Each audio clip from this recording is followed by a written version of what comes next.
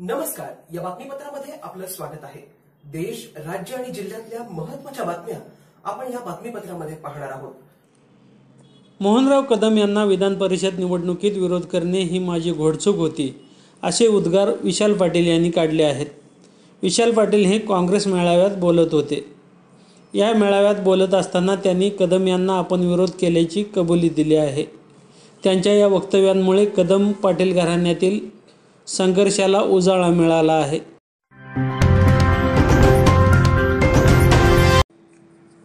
माननीय पोलीस अधीक्षक श्री सुहेल शर्मा सांगली व माननीय अप्पर पोलीस अधीक्षक श्री शशिकांत बोराटे यांनी सांगली व मिरज शहरामधील वाढती गुन्हेगारी व गुन्हेगारी टोळ्या यांचे अनुषंगाने सांगली जिल्ह्यामध्ये अवैध शस्त्रे विक्री करणाऱ्या टोळ्या, अग्निशस्त्राचा वापर करणारे व रेकॉर्डवरील गुन्हेगार यांची माहिती काढून त्यांच्यावर कारवाई करण्याबाबत आदेश दिलेले होते. दिलेल्या आदेशाप्रमाणे गुंडाविरोधी पथकाचे सहाय्यक पोलीस निरीक्षक श्री संतोष डोके हे सांगली जिल्ह्यामध्ये बेकायदा अग्निशस्त्रे विक्री करणारे व बाळगणारे इसम तसेच रेकॉर्डवरील गुन्हेगार यांचे सध्याच्या हालचाली याबाबत माहिती काढत असताना आज दिनांक 1 मार्च 2019 रोजी गुंडाविरोधी पथकाकडील पोलीस नाईक वैभव पाटील यांना त्यांचे गोपनीय बातमीदारामार्फत बातमी मिळाली की लवली सर्कल येथे एक इसम संशयास्पदरित्या फिरत आहे. त्याने त्याचे पॅन्टच्या कमरेला शर्टाच्या आतील बाजूस पिस्टलसारखे हत्यार खोचून ठेवल्यासारखे दिसत आहे. तो कोणाची तरी वाट पाहत थांबलेला आहे. गुंडाविरोधी पथकाने स्टाफने लवली सर्कल सांगली येथे सापळा लावून दिनेश कुमार गोपीलाल चौधरी वय वर्ष 31 राहणार झडोल तालुका रायपूर जिल्हा भिलवडा राज्य राजस्थान यास शिताफीने ताब्यात घेतले आहे. त्याच्या कब्जात 2 देशी बनावटीचे बेकायदा बिगर परवाना पिस्टल, 6 जिवंत काडतुसे व एक मोबाईल मिळून आले. वरील आरोपीस ताब्यात घेऊन त्याच्या कब्जातील देशी बनावटीचे पिस्टल जप्त करण्यात आले आहे. सदर वरील आरोपीकडून 2 देशी बनावटीचे पिस्टल व 6 जिवंत काडसुले, एक मोबाईल असा एकूण 1,11,200 रुपया किमतीचा मुद्देमाल हस्तगत केला असून सदर आरोपींबाबत संजय नगर पोलीस ठाणे येथे गुन्हा दाखल केला असून पुढील तपास गुंडाविरोधी पथक सांगली करीत आहे. आज गुंडाविरोधी पथक सांगली शहरामध्ये पेट्रोलिंग करत असताना संजय नगरमध्ये लवली सर्कल या ठिकाणी एक इसम गावठी पिस्टल विकण्यासाठी आलेल्या अशी माहिती गुंडाविरोधी पथकाकडील पोलीस नाईक वैभव पाटील यांना ही माहिती मिळाली. त्यानुसार आम्ही सापळा रचून त्याला त्या ठिकाणी ताब्यात घेतलं. त्याच्याकडं 2 गावठी पिस्टल, 6 जिवंत काडतुसे आम्हाला मिळालेली आहेत. या आरोपीचं नाव आहे दिनेश कुमार गोपीलाल चौधरी वय 31 वर्ष. हा राजस्थानचा आहे. इथे हा गावठी पिस्टल विकण्यासाठी आलेला होता. त्याला आम्ही सापळा रचून अटक केलेली आहे. तर इथे तो कोणाला देण्यासाठी आला होता आणि ही हत्यारं त्यांनी कुठून आणलेली आहेत याबाबत आम्ही पुढील तपास माननीय पोलीस अधीक्षक शर्मा सर आणि अप्पर पोलीस अधीक्षक बोराटे सर यांच्या मार्गदर्शनाखाली करणार आहोत.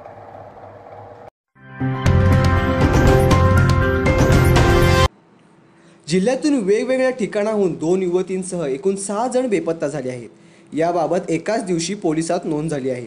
शिवानी सुरेश अडसुळे वय वर्ष 21 विजयनगर पूर्व वांडेसवाडी ही डिप्लोमाची विद्यार्थिनी बुधवारी दुपारी 1:30 ते 2च्या सुमारास घरातून कोणास न सांगता बाहेर पडली. सायंकाळी ती परतली नाही. सर्वत्र शोध घेऊन वडिलांनी विश्रामबाग पोलिसात फिर्याद दिली.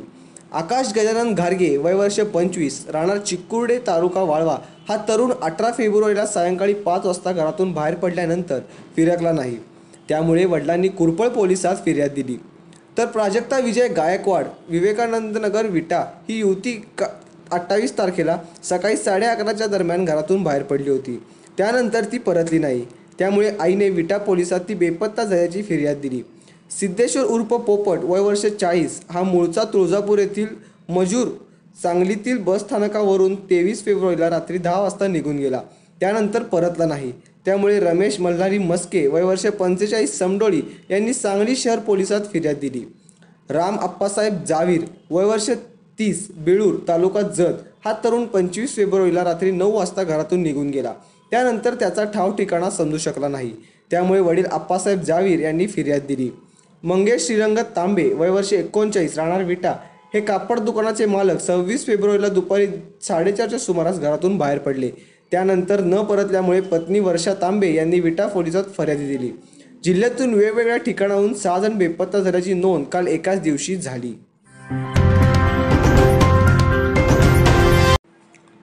म्हैसाळ उपसा सिंचन योजनेचे खरीप रब्बी आवर्तन अंतिम टप्प्यात होते. तथापि दिनांक 28 फेब्रुवारी 2019 रोजी टप्पा क्रमांक 2 येथील पंपांची मोठ्या प्रमाणात दुरुस्ती निघाल्याने म्हैसाळ योजनेचे आवर्तन बंद करावे लागले आहे. या पंपाची दुरुस्ती अत्यावश्यक असल्याने तातडीने दुरुस्ती हाती घेण्यात आली आहे. तसेच म्हैसाळ योजनेचे उन्हाळी आवर्तन येत्या 20 दिवसांमध्ये चालू करण्याचे नियोजित आहे, अशी माहिती ताकारी म्हैसाळ उपसिंचन विभागातर्फे देण्यात आली. गेल्या अनेक दिवसांपासून अहमदनगरच्या जागेसाठी आघाडीमध्ये वाद चालू होता. अखेर आज त्या वादावरती पडदा पडलाय. राष्ट्रवादीचे अध्यक्ष शरद पवार यांनी अकलूजमध्ये बोलताना याबाबत घोषणा केली. पवार म्हणाले की ज्या अहमदनगरच्या जागेसाठी आतापर्यंत चर्चा सुरू होती ती जागा काँग्रेसला सोडण्यात आली आहे. त्यामुळे आघाडीतला सर्वात मोठा तिढा सुटला आहे. काँग्रेस आणि राष्ट्रवादी यांच्यातला सर्वात मोठा तिढा जवळपास मिटला आहे, कारण ज्या नगरच्या जागेसाठी आतापर्यंत चर्चा सुरू होती ती जागा काँग्रेसला सोडण्यात आल्याची माहिती शरद पवार यांनी दिली आहे. आगामी निवडणुकीसाठी कोल्हापूर मतदारसंघातून कोणाची उमेदवारी घोषित होणार याबाबत उत्सुकता आहे. शिवसेनेकडून प्राध्यापक संजय मंडलिक यांच्या नावाची चर्चा आहे, तर राष्ट्रवादीचे खासदार धनंजय महाडिक हे देखील लोकसभेच्या रिंगणात आहेत. अशी चर्चा असताना आता वंचित बहुजन आघाडीच्या वतीनं कोल्हापूर मतदारसंघातून डॉक्टर अरुणा मोहन माळी निवडणूक लढवणार असल्याची माहिती पत्रकार परिषदेत देण्यात आली.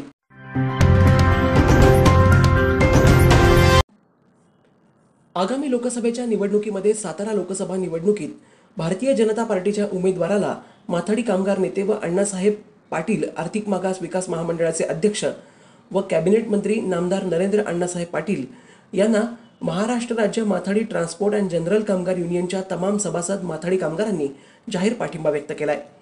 महाराष्ट्र राज्य माथाडी ट्रान्सपोर्ट अँड जनरल कामगार युनियनच्या सभासद असलेल्या विविध माथाडी बोर्डाच्या टोळ्यांचे मुकादम, उपमुकादम कार्यकर्ते, वर्णार मापाडी, पालावाल महिला कार्यकर्ते यांनी आज स्वयंस्फूर्तीनं बाजार समितीच्या आवारातील कामं दुपारपर्यंत बंद ठेवून माथाडी भवन नवी मुंबई इथे तमाम माथाडी कामगारांची सभा आयोजित केली होती.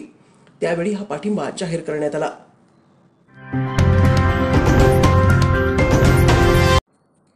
आगामी लोकसभा आणि विधानसभा निवडणुकांसाठी खासदार नारायण राणे यांच्या महाराष्ट्र स्वाभिमानी पक्षाला बादली हे निवडणूक चिन्ह मिळालं आहे.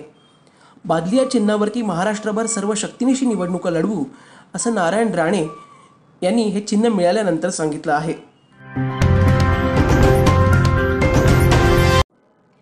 आगामी लोकसभा आणि विधानसभा निवडणुकांसाठी शिवसेना आणि भाजपची युती झाली असताना ठाणे जिल्हा मजूर फेडरेशनच्या निवडणुकीत भाजपनं शिवसेनेबरोबर दगाबाजी केली आहे. शिवसेनेच्या पारड्यात अध्यक्षपद येत असतानाही भाजपनं काँग्रेस आणि राष्ट्रवादीला सोबत घेऊन फेडरेशनवरती कब्जा केलाय. यामुळे शिवसेना पदाधिकारी, कार्यकर्ते आणि मजूर फेडरेशनचे संचालक यांच्यात नाराजी निर्माण झाली आहे.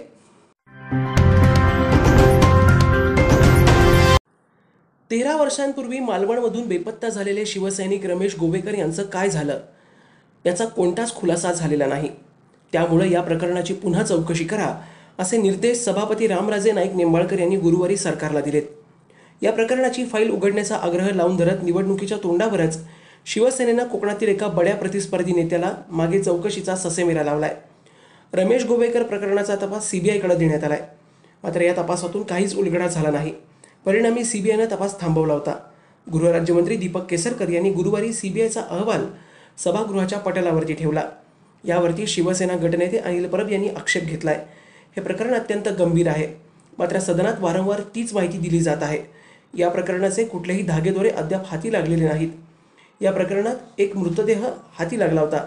तो कुणाचा होता याचाही खुलासा झालेला नाही असं सांगत या केसची फाईल पुन्हा उघडण्याची मागणी परब यांनी केली होती.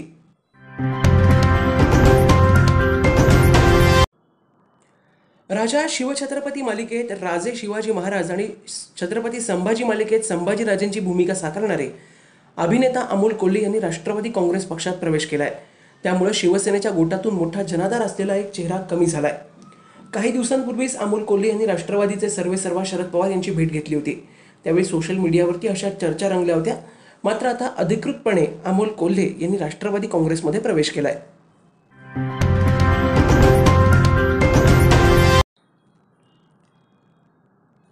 पालघर जिल्ह्यात डहाणू तलासरी तालुक्यात पुन्हा जोरदार भूकंपाचा धक्का बसलाय. आजवरचा हा सर्वात मोठा धक्का मानला जातोय. भूकंपाच्या धक्क्यामुळे घराला धक्के बसले असून काही ठिकाणी भिंतींना तडे पडलेत. दरम्यान पालघर जिल्ह्यासह गुजरातमधील उंबरगाव, सिल्वासा, वापी या गावांनाही भूकंपाने हादरे दिले आहेत. या भूकंपाची तीव्रता रिश्टर स्केलवरती 4.3 इतकी होती. आजपर्यंतच्या भूकंपापेक्षा हा सर्वात मोठा भूकंप असल्याचं स्थानिकांनी सांगितलंय. गुजरातच्या सीमेपासून ठाणे परिसरापर्यंत या भूकंपाचे धक्के बसल्याचं सांगितलं जात आहे.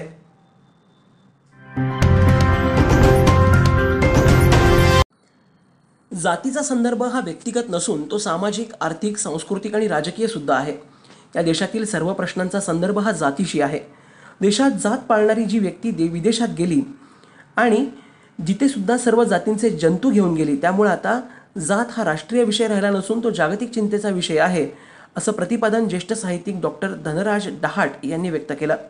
मुक्त वाहिनी आणि रिपब्लिकन मुव्हमेंट यांच्या संयुक्त अभियान डॉक्टर बाबासाहेब आंबेडकर यांच्या समाज निर्मितीचं प्रमुख मुखपत्र मुकनायक शताब्दी समारोह अंतर्गत गुरुवारी डॉक्टर आंबेडकर सभागृहात उरुबेला कॉलनी इथं डॉक्टर धनराज डहाट यांचं व्याख्यान आयोजित करण्यात आलं होतं.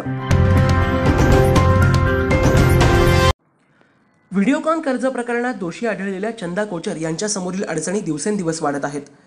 सक्तवसुली संचालनालयाकडून चंदा कोचर यांच्या घरावरती छापा टाकण्यात आला असून झडती सुरू आहे. यासोबतच वेणुगोपाल धूत यांच्या घरावरही ईडीकडून छापा टाकण्यात आलाय. मुंबई आणि औरंगाबादमध्येही कारवाई सुरू आहे.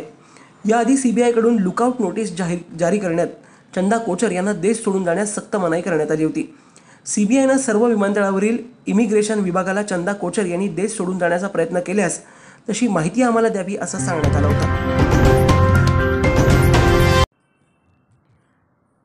इस्लामिक देशांच्या बैठकीत सहभागी झालेल्या भारताच्या परराष्ट्र मंत्री सुषमा स्वराज यांनी अपेक्षेप्रमाणे दहशतवादावरती भाष्य केलं.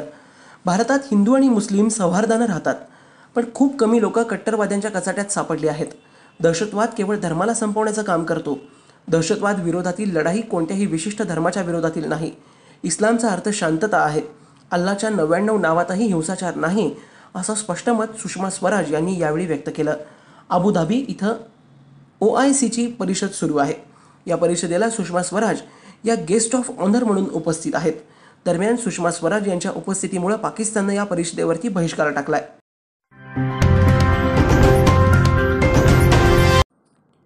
देशाच्या शत्रूला रोखण्यासाठी भारताचं सैन्य सीमेवरती सज्ज आहे. त्याचप्रमाणे देशाची प्रगती व्हावी यासाठी देशाच्या आतील शत्रूशी लढण्याचं काम आपलं आहे. राष्ट्रनिर्माणाच्या कार्यासाठी आपण झोकून देऊन काम करूयात. देशाच्या विकासासाठी भारतीय जनता पक्षाशिवाय दुसरा पर्याय नाही, ही बाब लोकांना पटवून द्या. कार्यकर्त्यांना लोकशाहीच्या उत्सवासाठी तुम्ही देखील सज्ज व्हा, असा संदेश पंतप्रधान नरेंद्र मोदी यांनी गुरुवारी दिला. आगामी लोकसभा निवडणुकीच्या पार्श्वभूमीवरती पंतप्रधान मोदी यांनी भारतीय जनता पक्षाच्या कार्यकर्त्यांशी संवाद साधला. देशभरातील 15,000 मतदारसंघातील कार्यकर्त्यांशी त्यांनी यावेळी संवाद साधला. डॉक्टर पतंगराव कदम यांच्या नावाने होणारी शिष्यवृत्ती परीक्षा पुढे ढकलल्याबद्दल जिल्हा परिषदेमध्ये सांगली जिल्हा विद्यार्थी काँग्रेसने आंदोलन केले. या आंदोलनाचे नेतृत्व सौरभ पाटील यांच्यासह युवक कार्यकर्त्यांनी केले आहे.